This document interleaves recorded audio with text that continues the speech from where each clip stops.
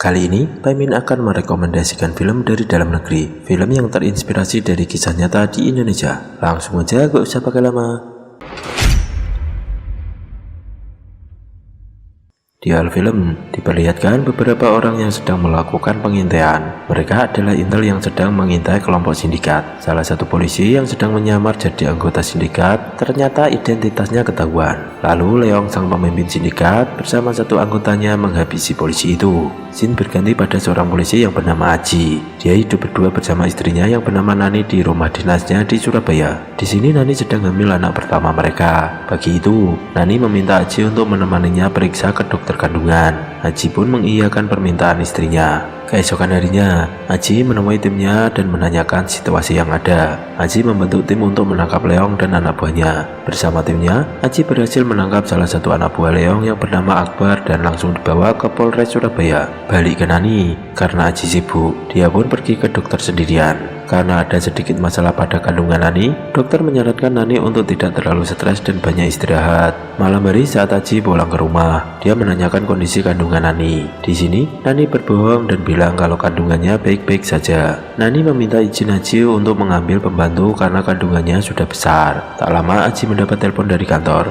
Dia pun bergegas balik ke kantor lagi. Scene berganti saat Leong datang ke rumah Rosid. Di sini Rosid adalah salah satu anak buahnya. Rosid merakit sebuah rompi bom yang siap untuk diledakkan dengan remote jarak jauh. Melihat keponakan Rosid, Leong menyuruh keponakan Rosid yang anak yatim piatu untuk memakai rompi itu dan melakukan peledakan di Polres Surabaya dengan diiming-imingi masuk surga. Rosid kemudian mendatangi Polres Surabaya untuk melihat situasi di sana. Di kantor, Aji kedatangan tamu Gendis dan Ruslan untuk membawa Akbar yang akan ditahan di rutan Makobrimob. Setelah Akbar dibawa, Aji meminta rekannya untuk mengawasi Rosid karena gerak-gerik Rosid sangat mencurigakan. Setelah memastikan situasi di Polres, Rosid pun keluar. Tak lama, keponakan Rosid masuk secara pelan-pelan ke Polres. Dan tiba-tiba, ledakan bom terjadi. Akibatnya jatuh korban dari anggota polisi dan juga warga sipil. Tapi untungnya, Aji selamat dari insiden tersebut. Aji hanya mengalami luka-luka ringan. Kejadian itu pun diketahui oleh Nani, istri Aji yang sebelumnya sedang teleponan dengan Aji. Karena melihat berita di televisi, Nani semakin khawatir.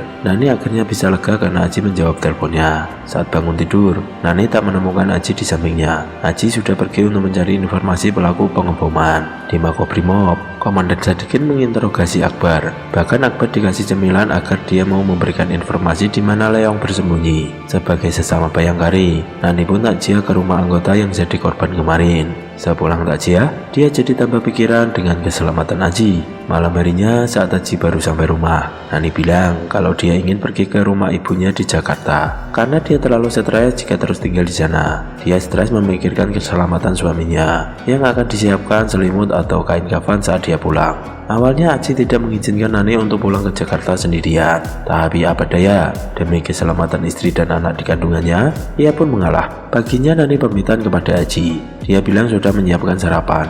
Nani pun pulang ke rumah ibunya seorang diri ke Jakarta. Aji pun jadi galau ditinggal istrinya. Kini Aji ditugaskan bersama tim Densus untuk meringkus kelompok Leong. Di sini Aji berkoordinasi dengan Komandan Sadikin yang sedang menginterogasi Akbar di Makobrimob. Awalnya Akbar tak mau memberikan informasi, tapi karena anaknya terancam, akhirnya Akbar memberikan informasi di mana Leong dan rekannya bersembunyi. Tim Densus pun bergerak dan mulai menyergap markas Leong di dua lokasi berbeda, satu di pemukiman dan satu lagi di tengah hutan. Penyergapan tak berjalan mulus karena tim Leong memberikan perlawanan. Leong sempat mencoba untuk kabur, namun Leong akhirnya tertangkap juga. Rosid yang bersembunyi di hutan juga tertangkap. Leong dan kelompoknya berhasil diringkus dan langsung dibawa ke rutan Makobrimob. Sesampai di Mako, Rosid langsung diinterogasi Sadikin. Kini Aji menemui Nani di rumah mertuanya. Dia sudah pindah tugas ke Jakarta. Mereka pun melepas kangen dan bermesraan untuk melepaskan kangen yang terpendam. Dari informasi yang diberikan Rosid, tim Densus pun berhasil meringkus kelompok Leong yang tersisa. Balik ke Makobrimob, Sadikin menginterogasi Leong. Sadikin memprovokasi Leong hingga emosi. Mereka pun adu bacot. Terlihat di dalam sel, anak buah Leong mendapat sebuah alat. Pagi hari, Nani mengalami pecah ketuban. Dengan sikap Aji dan mertuanya membawa Nani ke rumah sakit. Setibanya di sana, dokter bilang kalau pembukaan pertama, mungkin sekitar 12 jam lagi Nani akan melahirkan. Aji pun izin ke kantor untuk tidak masuk untuk menunggu istrinya yang akan melahirkan. Karena waktunya masih lama, Nani menyuruh Aji untuk berangkat dulu ke Makau. Dan pulang dari sana, Nani meminta dibelikan OT-OT.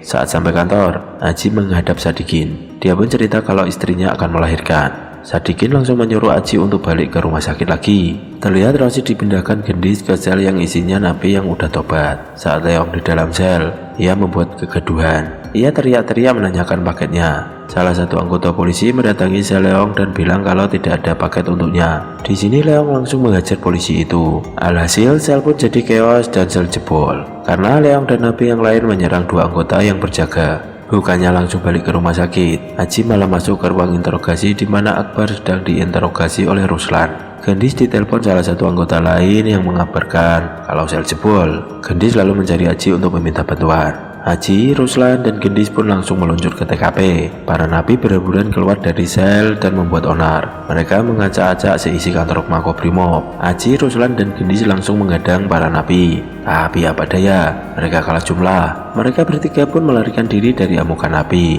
Namun mereka semua harus terpojok di sebuah ruangan. Gendis sempat menelpon Sadikin dan bilang kalau sel sudah jebol. Leong bersama para napi langsung menyiksa Aji, Ruslan, dan juga Gendis. Mereka diajar habis-habisan. Namun Gendis beruntung karena dia diselamatkan Rosid dan napi yang sudah tobat. Tak lama, tim gabungan dari Brimob pun datang ke TKP, lengkap dengan senjata dan tim medis. Setibanya di sana, personel Brimob tak langsung memasuki area chaos dikarenakan takut akan banyak korban jiwa. Gendis pun langsung mendapat pertolongan medis di rumah sakit. Nani yang melihat berita di TV menjadi khawatir dengan suaminya. Sadikin memberikan penawaran kepada Leong dan napi yang lain untuk melepaskan anggota yang disandra. Tapi Leong tak peduli dengan ucapan Sadikin karena Leong begitu dendam terhadap Sadikin. Sementara itu, Nani yang mau melahirkan meminta ibunya untuk menelpon Aji. Namun tak ada jawaban. Nani pun harus berjuang sendirian melahirkan tanpa Aji di sisinya. Leong menginterogasi Aji dan Ruslan. Ia bertanya di mana keluarga Sadikin. Tapi Aji dan Ruslan bungkam tak memberikan informasi. Sadikin mencoba bernegosiasi lagi, namun hasilnya sama, tetap nihil. Hingga pada akhirnya Ruslan akan dihabisi Sadikin. Di sini Aji mengorbankan nyawanya sendiri agar Ruslan tak dihabisi. Aji pun langsung diulti Leong dengan menggunakan serpihan kaca. Sadikin langsung memerintahkan personel Brimob untuk memasuki gedung. Para personel Brimob pun datang menyergap mereka. Leong bersama para napi yang lain langsung menyerahkan diri. Setelah kejadian itu, Sadikin pun datang ke rumah sakit dan menemui Nani dan ibunya. Ia bilang bahwa Aji telah gugur di insiden kemarin. Nani pun langsung mengenangi sejadi-jadinya. Tragedi ini pun langsung trending di berita-berita lokal tanah air. Nani merasakan kepedihan yang sangat mendalam. Aji dan beberapa korban polisi yang lainnya dimakamkan secara terhormat. Dan film pun selesai. Pesan dari film ini adalah jangan nyedam ote-ote di depan kantor polisi. See you, jangan lupa subscribe dan lancar terus rezekinya.